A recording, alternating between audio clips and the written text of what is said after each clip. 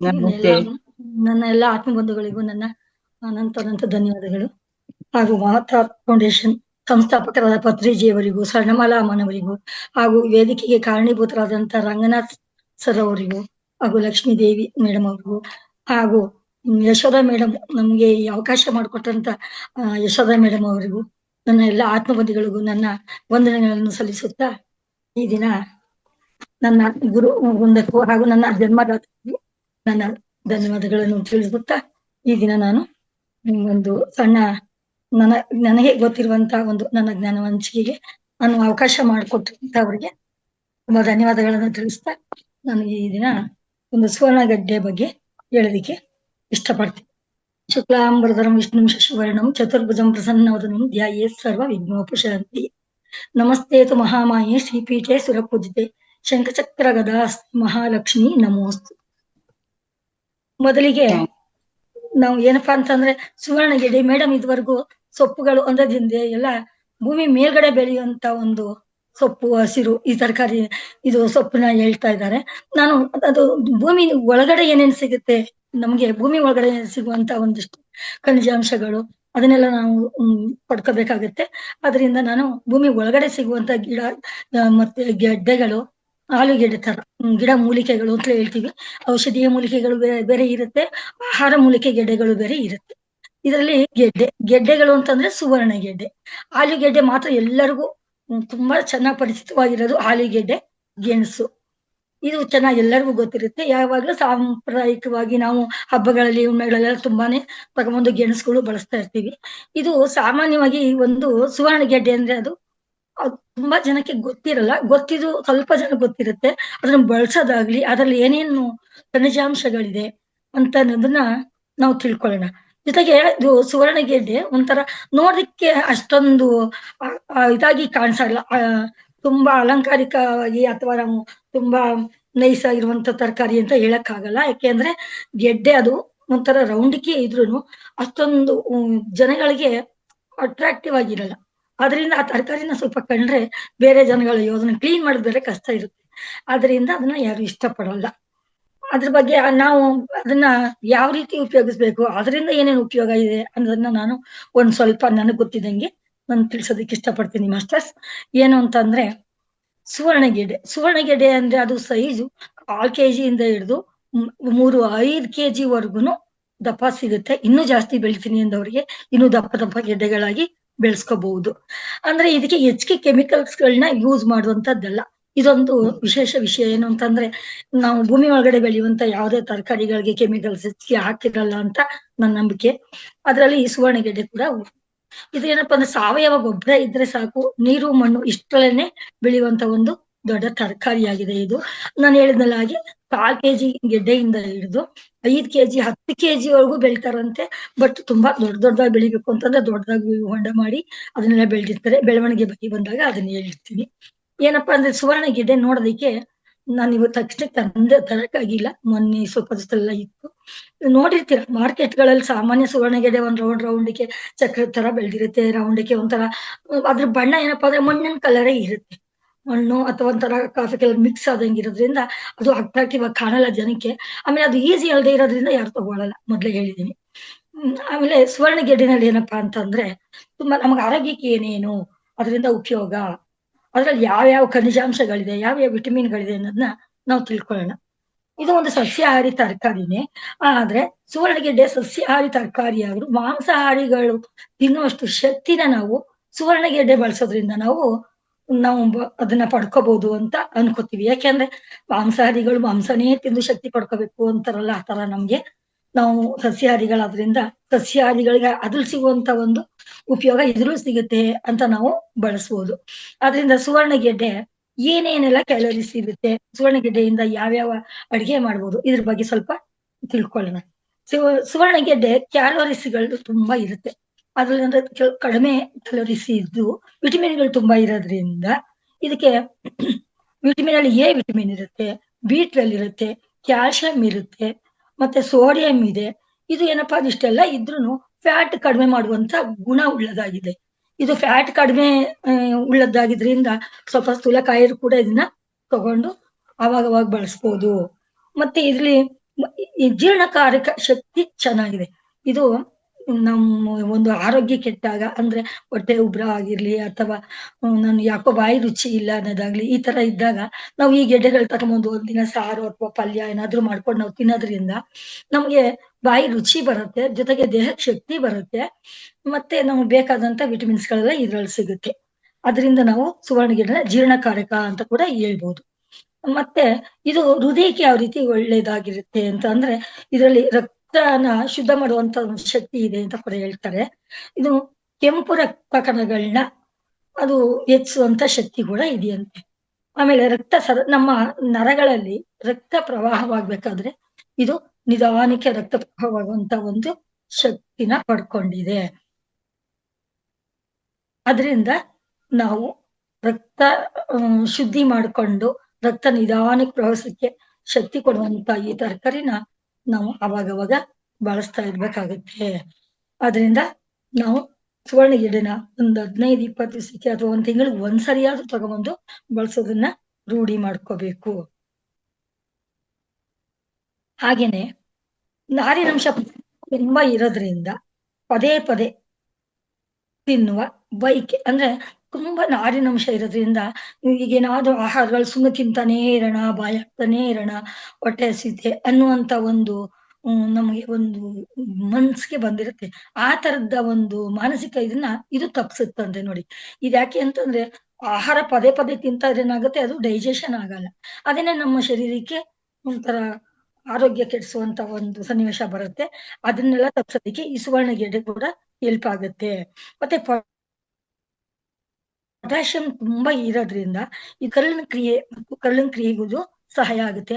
Potassium ಅಂಶ ಕಡಿಮೆ ಆದಾಗ ಕೈ ಕಾಲು ನರಗಳೆಲ್ಲ ಎಳ್ತಾ ಬಿಗಿತ ಎಲ್ಲ ಬರೋದು ಇದೆಲ್ಲ ಆಗ್ತಾ ಇರುತ್ತೆ. ಅದನ್ನೆಲ್ಲಾನು ಕಡಿಮೆ ಮಾಡುತ್ತೆ. ಮತ್ತೆ ಹೃದಯಕ್ಕೆ ನಾನು ಹೇಳಿದ್ನಲ್ಲ, ಹೃದಯ ಸಂಬಂಧಿ ರೋಗಗಳು ಕೂಡ ಅಂದ್ರೆ BP ಆಗ್ಲಿ, ಇನ್ನೇನೇ ಒಂದು ಸಣ್ಣ ಪುಟ್ಟ ಸಮಸ್ಯೆಗಳಿಗೆಲ್ಲ ಇದು ಔಷಧಿಯಾಗಿ ಕೂಡ ಕೆಲಸ ಮಾಡುತ್ತೆ.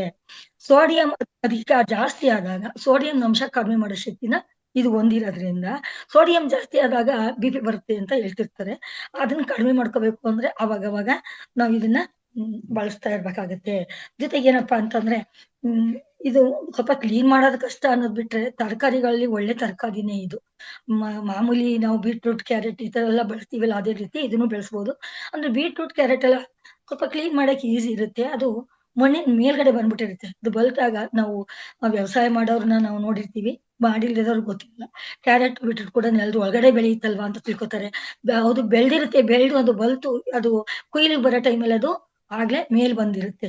ಬಟ್ ಈ ತರಕಾರಿ ಯಾವ್ದೇ ರೀತಿಗೂ ಮೇಲ್ ಬಂದಿರಲ್ಲ. ಇದು ಮಣ್ಣಿನ ಒಳಗಡೆನೆ ಇರುತ್ತೆ. ಅದರಿಂದ ಅಗದು ತೆಗಿಬೇಕಾಗತ್ತೆ. ಆಲೂಗೆಡ್ಡೆಗಿಂತ ಇನ್ ಸ್ವಲ್ಪ ಆಳದಲ್ಲಿ ಸ್ವಲ್ಪ ಇರುತ್ತೆ. ಆಲೂಗೆಡ್ಡೆ ಅಂದ್ರೆ ಮೇಲ್ ಸ್ವಲ್ಪ ಹಿಂಗೆ ತಕ್ಷಣ ಬರೋ ತರ ಇರುತ್ತೆ ಅನ್ಕೊಳ್ಳೋಣ. ಇದು ಸ್ವಲ್ಪ ಆಳವಾಗಿ ತೆಗಿಬೇಕಾಗತ್ತೆ. ಆದ್ರಿಂದ ಈ ತರಕಾರಿಗಳನ್ನ ಬೆಳೆಯೋದಾಗ್ಲಿ, ಕ್ಲೀನ್ ಮಾಡೋದಾಗ್ಲಿ ಅದು ಸ್ವಲ್ಪ ಕಷ್ಟ ಅಂತ ಸ್ವಲ್ಪ ಜನಕ್ಕೆ ಇಷ್ಟ ಇಲ್ಲದೆ ಇರ್ಬೋದು. ಆಮೇಲೆ ಈ ತರಕಾರಿ ಏನಪ್ಪಾ ಇದ್ರದೊಂದು ಗುಣ ತುಂಬಾ ಚೆನ್ನಾಗಿ ಖನಿಜಾಂಶಗಳು ಹೊಂದಿದೆ. ಅದರಿಂದ ಮಾಡ್ಬೋದು. BP ಕಂಟ್ರೋಲ್ ಆಗುತ್ತೆ ಅಂತ ಹೇಳಿದೆ. ಜೊತೆಗೆ ಕ್ಯಾನ್ಸರ್ ಕಡೆ ಕೂಡ ಇದು ಒಂದ್ ಸ್ವಲ್ಪ ಕ್ಯಾನ್ಸರ್ ಸ್ಟಾರ್ಟಿಂಗ್ ಅಲ್ಲಿ ಇರೋರಿಗೆ ಇದು ಗೆಡ್ಡೆ ಗೆಣಸುಗಳು ಜಾತಿ ಸೇರೋದ್ರಿಂದ ಕ್ಯಾನ್ಸರ್‌ನು ಕೂಡ ಕಡಿಮೆ ಮಾಡುತ್ತೆ. ಸಣ್ಣ ಸಣ್ಣ ಗೆಡ್ಡೆ ರೂಪದಲ್ಲಿ ಯಾವ್ದಾದ್ರು ಈ ನಮ್ಮ ಸ್ತನದ ಭಾಗದಲ್ಲಾಗ್ಬೋದು, ಹೊಟ್ಟೆ ಭಾಗದಲ್ಲೋ ಯಾವ್ದಾದ್ರು ಸಣ್ಣ ಭಾಗದಲ್ಲಿ ಗೆಡ್ಡೆಗಳು ಸಣ್ಣ ಸಣ್ಣದಾಗಿ ಇವಾಗ ಸ್ಟಾರ್ಟ್ ಆಗುತ್ತೆ. ಇವಾಗ ಇನಿಷಿಯಲ್ ಸ್ಟೇಜ್ ಅಂತಾರಲ್ಲ, ಈವಾಗ ಅದು ಮೊಳಕೆ ಬರುವಂತ ಟೈಮಲ್ಲಿ ಈ ತರಕಾರಿಗಳನ್ನ ಬಳಸಿದಾಗ ಅದನ್ನ ನಾವು ನಿರ್ಮೂಲನೆ ಮಾಡ್ಕೋಬಹುದು. ಮತ್ತೆ ನಾನಿನ್ನು ಇನ್ನೊಂದೇನಪ್ಪಾ ಅಂದ್ರೆ ಹೆಂಗಸರಿಗೆ ಅಥವಾ ಹೆಣ್ಮಕ್ಳಿಗೆ ಅಂತ ಅನ್ಕೊಳ್ಳೋಣ, ವಯಸ್ಸಾದ ರೀತಿ ಕಾಣಿಸುತ್ತೆ ನೋಡಿ. ಚರ್ಮ ಜೋತ್ ಬೀಳೋದು. ಒಂದು 50-60 ವರ್ಷ ಆದಾಗ್ಲೇನೆ ತುಂಬಾ ಜಾಸ್ತಿ ವಯಸ್ಸಾದವ್ರ ತರ ಕಾಣ್ತಿರ್ತಾರೆ. ಆ ತರ ಚರ್ಮ ಸೌಂದರ್ಯಕ್ಕೂ ಕೂಡ ಇದು ಉಪಯೋಗ. ಯಾಕೆಂದ್ರೆ ಅದು ಚರ್ಮ ಮೇಲೆ ಹಚ್ಕೊಳ್ಳುವಂಥದ್ದಲ್ಲ. ಇದನ್ನ ಆವಾಗ ಉಪಯೋಗ ಮಾಡ್ತಾ ಇದ್ದಾಗ ಇದ್ರಲ್ಲಿರುವಂತ ವಿಟಮಿನ್ಸ್ಗಳು ಎಲ್ಲ ನಮ್ಗೆ ಚೆನ್ನಾಗಿ ಕೆಲಸ ಮಾಡಿ ನಮ್ಮ ಒಂದು ಚರ್ಮದ ಸೌಂದರ್ಯಕ್ಕೂ ಕೂಡ ಇದು ಚರ್ಮ ಜೋತ್ ಬೀಳೋಂತ ಆಗಿರುತ್ತಲ್ಲ, ಅದನ್ನ ಅದು ಎಳೆದು ನಿಲ್ಸುವಂತ ಶಕ್ತಿ ಅದಕ್ಕಿರುತ್ತೆ. ಸ್ಕಿನ್ ಟೈಟ್ ಮಾಡುತ್ತೆ. ಇದನ್ನ ಅವಾಗವಾಗ ನಾವು ಬಳಸ್ತಾ ಇರೋದ್ರಿಂದ. ಆಮೇಲೆ ಅಸ್ತಮಾ ರೋಗಿಗಳು, ಅಸ್ತಮಾ ಅಂತಂದ್ರೆ ಅದೇ ವೀಸಿಂಗ್ ಪ್ರಾಬ್ಲಮ್ ಅಂತೆಲ್ಲ ಹೇಳ್ತಾರಲ್ಲ, ಈ ತರದವ್ರಿಗೆ ಇದು ಸ್ವಲ್ಪ ಉಷ್ಣಕಾರಕ ಆಗಿರೋದ್ರಿಂದ ಈ ತರಕಾರಿ ಉಷ್ಣಕಾರಕ ಅಂತ ಹೇಳ್ಬೋದು. ಅದರಿಂದ ಈ ವೀಸಿಂಗ್ ಪ್ರಾಬ್ಲಮ್ ಇದ್ದವರು ಈ ತರದವ್ರು ಸ್ವಲ್ಪ ತಗೋಬಾರ್ದು ಅಂತಾರೆ. ಅಂದ್ರೆ ಅಲ್ಪ ಪ್ರಮಾಣದಲ್ಲಿ ತಗೊಂಡ್ರೆ ಇದೇನು ಆಗಲ್ಲ. ಅಂದ್ರೆ ತುಂಬಾ ಇದನ್ನೇ ಯಾರು ಬಳಸಲ್ಲ, ವಾರಗಟ್ಲೆ ಅದನ್ನೇ ತುಂಬಾ ಇಟ್ಕೊಂಡ್ ಬಳಸಲ್ಲ, ತಂದ್ರೂನು ಹಾಗೆ ಕ್ಲೀನ್ ಮಾಡಿ ಅರ್ಧ. ಆಮೇಲೆ ಇದನ್ನ ಕಟ್ ಮಾಡಿ ಕೂಡ ವಾರಗಟ್ಲೆ ಇಟ್ಕೊಂಡ್ ಬಳಸ್ಬೋದು. ಒಂದು ಅರ್ಧ ಭಾಗ ಬಳಸ್ಬಿಟ್ಟು ಇನ್ನರ್ಧ ಭಾಗ ಇಟ್ಟಾಗ ನಾವು ಕತ್ತರಿಸಿರೋ ಭಾಗದಲ್ಲಿ ಒಂದ್ ಸ್ವಲ್ಪ ಲೇಯರ್ ತೆಗೆದ್ರೆ ಮತ್ತೆ ಅದನ್ನ ಬಳಸ್ಕೋಬಹುದು. ಇದು ಬೇಗ ಕೆಡುವಂತ ತರಕಾರಿ ಕೂಡ ಅಲ್ಲ. ಆದ್ರಿಂದ ಇದು ನೋಡೋದಕ್ಕೆ ಒರಟಾಗಿ ಕಾಣಿಸುತ್ತೆ. ಆ ಒರಟಾಗಿ ಕಾಣೋದ್ರಿಂದ ಈ ತರಕಾರಿ ಯಾರಿಗೂ ಅದು ಇಷ್ಟ ಆಗಲ್ಲ. ಅದರಿಂದ ಏನಪ್ಪಾ ನಾನ್ ಹೇಳ್ತಾ ಇರೋದು, ಇದು ಒಂದ್ ಅರ್ಧ ಕೆಜಿ ತಗೊಂಬಂದ್ರೆ ಒಂದ್ ದಿನಕ್ಕೆ ಫುಲ್ ಮನೆಯವರಿಗೆ ಆಗುವಷ್ಟು ತರಕಾರಿ ಮತ್ತು ಅದ್ರಲ್ಲಿರುವಂತ ಅಂಶಗಳು ಮನೆಯವರಿಗೆಲ್ಲ ಸಿಗುತ್ತೆ ಅಂತ ಅನ್ಕೊಳ್ಳೋಣ. ಅವಾಗ ಇದನ್ನ ತಂದು ನಾವು ಬಳಸ್ಬೇಕು. ಮತ್ತೆ ಇದ್ರಲ್ಲಿ ಏನೇನ್ ಮಾಡ್ಬಹುದು ಅಂತಂದ್ರೆ, ಇದು ಕೂಟ್ ತರ ಬಳಸ್ಬೋದು.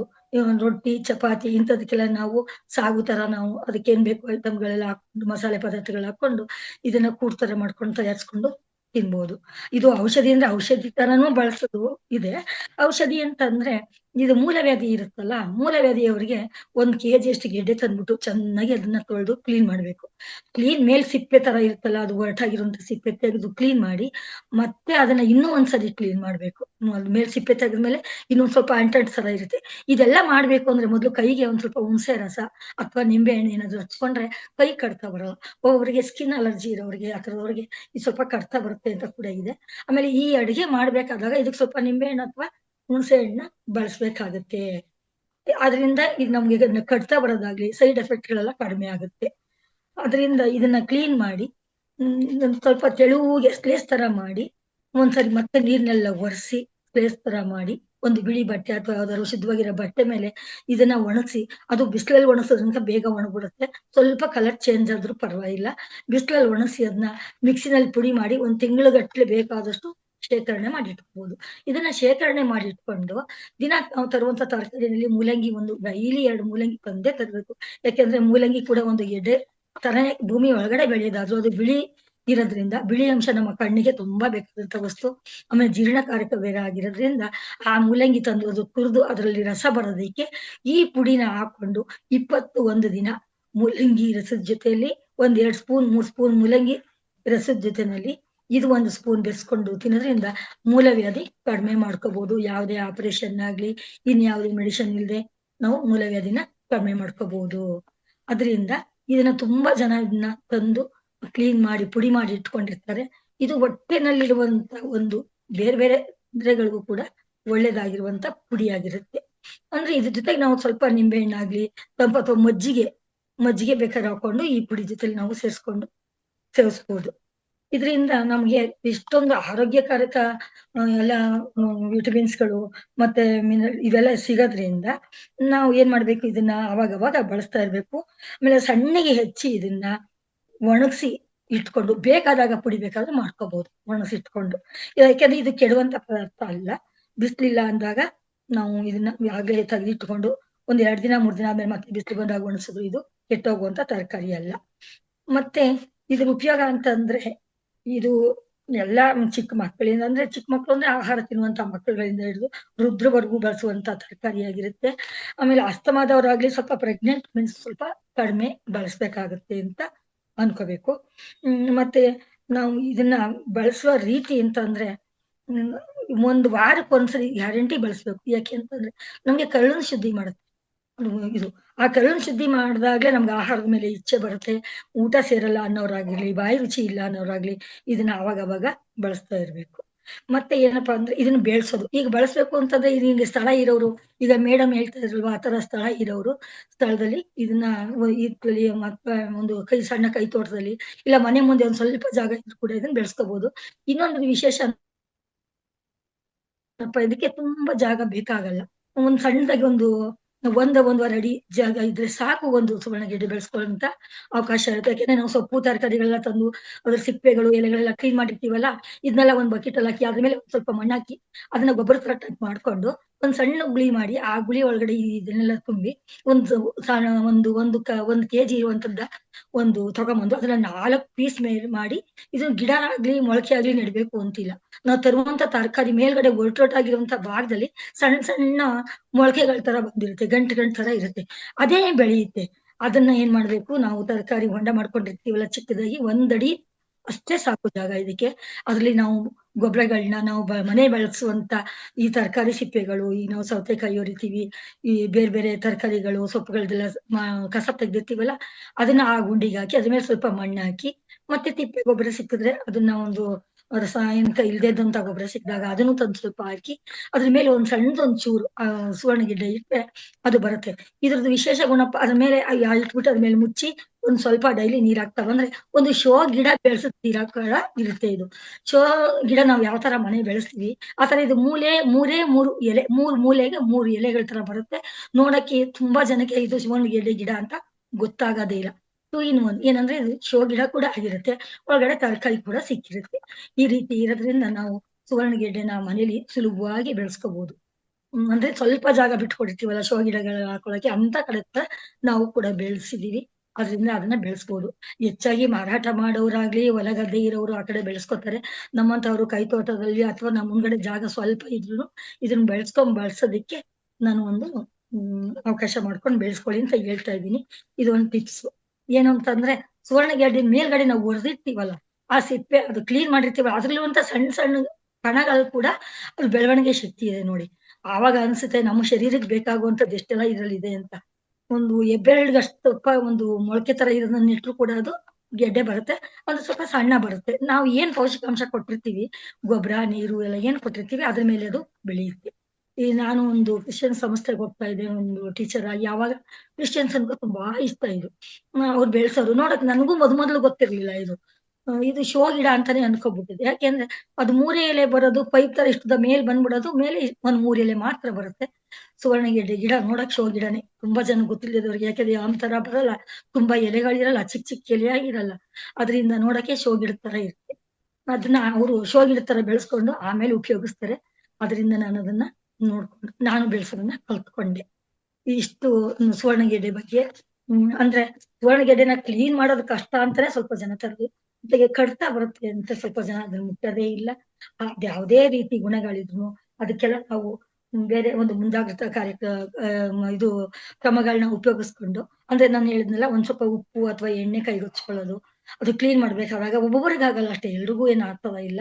ಈ ಸ್ವಲ್ಪ ಸ್ಕಿನ್ ಅಲರ್ಜಿ ಇರೋರಿಗೆ ಕಡ್ತಾ ಬರುತ್ತೆ, ಒಂಚೂರು ಬೆರಳಿನ ಸಂದುಗಳಲ್ಲಿ ಕಡ್ತಾ ಬರುತ್ತೆ ಅಂತ ಅಂತಾರೆ. ಜೊತೆಗೆ ನಾಲಿಗೆ ಕೂಡ ಕಡ್ತಾ ಬರುತ್ತೆ ಅಂತಾರೆ. ಅದಕ್ಕೆ ನಾನು ಸ್ವಲ್ಪ ಹುಳಿ ಸೇರ್ಸ್ಕೊಂಡ್ ಮಾಡ್ಬೇಕು ಅಂತ ನಾನು ಅನ್ಕೊಂಡು, ಸಾಮಾನ್ಯ ಯಾವುದೇ ಒಂದು ಒಂದೊಂದ್ ಅಡಿಗೆಗಳಿಗೆ ಮಾತ್ರ ಹುಳಿನ ಸೇರ್ಸಲ್ಲ. ಬಟ್ ಎಲ್ಲಾ ಅಡಿಗೆಗೂ ನಾವು ಹುಣಸೆ ಹಣ್ಣು ಬಳಸ್ತೀವಲ್ಲ, ಅದೇ ರೀತಿ ಇದು ಸ್ವಲ್ಪ ಹುಣಸೆ ಹಣ್ಣನ್ನ ಬಳಸೋದ್ರಿಂದ ಇದ್ರದ್ದು ಗುಣಗಳನ್ನ ಅದು ನಾಶ ಮಾಡ್ತಾರೆ. ಕಡ್ತಾ ಬರುವಂತದ್ದು ಈ ತರ ಗುಣಗಳನ್ನ ನಾಶ ಮಾಡಿ ನಮ್ಗೆ ಆರೋಗ್ಯಕ್ಕೆ ತುಂಬಾ ಒಳ್ಳೆ ಒಂದು ಸಹಕಾರಿಯಾದ ಗೆಡ್ಡೆ. ಅದ್ರಲ್ಲೂ ತುಂಬಾ ದೊಡ್ಡ ದೊಡ್ಡ ಬೆಳೆಯುವಂತ ಗೆಡ್ಡೆಗಳ ಜಾತಿ ಸೇರಿದ್ದು. ಇದು ದೊಡ್ಡ ಗೆಣಸುಗಳು, ಮರಗೆಣಸು ಅಂತ ಬೆಳಿತೀವಿ, ಅದು ಕೂಡ ಭೂಮಿ ಒಳಗಡೆ ಇರುತ್ತೆ, ಮೇಲ್ಗಡೆ ಗೆಣಸಿನ ಮರ ತರ ಬರುತ್ತೆ. ಬಟ್ ಇದು 3 ಎಲೆ ಉಳ್ಳದಾಗಿ ಒಂದೂವರೆ ಮೊಳ ಅಷ್ಟೇ ಅದು ಬರೋದು. ನೋಡಕ್ಕೆ ತುಂಬಾ ಚೆನ್ನಾಗಿರುತ್ತೆ. ಅದಕ್ಕೆ ಇದನ್ನ ಬೆಳೆಸ್ಕೊಂಡು ಉಪಯೋಗ ಮಾಡಿ ಸುವರ್ಣಗೆಡ್ಡೆನ ನಾವು ಸುವರ್ಣಗೆಡ್ಡೆ ಅಂದಾಗ್ಲೇ ಅದ್ರ ಹೆಸರಲ್ಲೇ ಇದೆ, ಸುವರ್ಣ ಅಂದ್ರೆ ಚಿನ್ನದ ತರ ಗೆಡ್ಡೆ. ಅದು ಅದಕ್ಕೆ ನಾವೆಲ್ಲ ಅದನ್ನ ಬಳಸ್ಬೇಕು ಅಂತ ನಾವು ತುಂಬಾ ಇಷ್ಟಪಡ್ತೀನಿ. ನಿಮ್ಗೂ ಎಲ್ಲರಿಗೂ ಒಂದು ಟಿಪ್ಸ್ ಹೇಳ್ತಾ ಇದೀನಿ, ಮಾಡ್ತೀರಾ ಅಂತ ಅನ್ಕೋತೀನಿ. ಇದ್ರ ಉಪಯೋಗ ನನಗಿಷ್ಟು ಗೊತ್ತಿದೆ. ಜೀರ್ಣಕಾರಕ ಅನ್ಕೋ ತುಂಬಾ ಚೆನ್ನಾಗಿದೆ. ಅದರಿಂದ ವಾರಕ್ಕೊಂದ್ಸರಿ, ತಿಂಗಳಿಗೊಂದ್ಸರಿ ಇದು ತಗೊಂಬಂದು ಇದನ್ನ ಬಳಸಿ ಅಂತ ಹೇಳ್ತಾ, ಈ ದಿನ ನನಗೆ ಇಷ್ಟು ಸುವರ್ಣಗೆಡ್ಡೆ ಬಗ್ಗೆ ಹೇಳೋದಕ್ಕೆ ಅವಕಾಶ ಕೊಟ್ಟಿದ್ದಕ್ಕೆ ಧನ್ಯವಾದ ಮೇಡಮ್.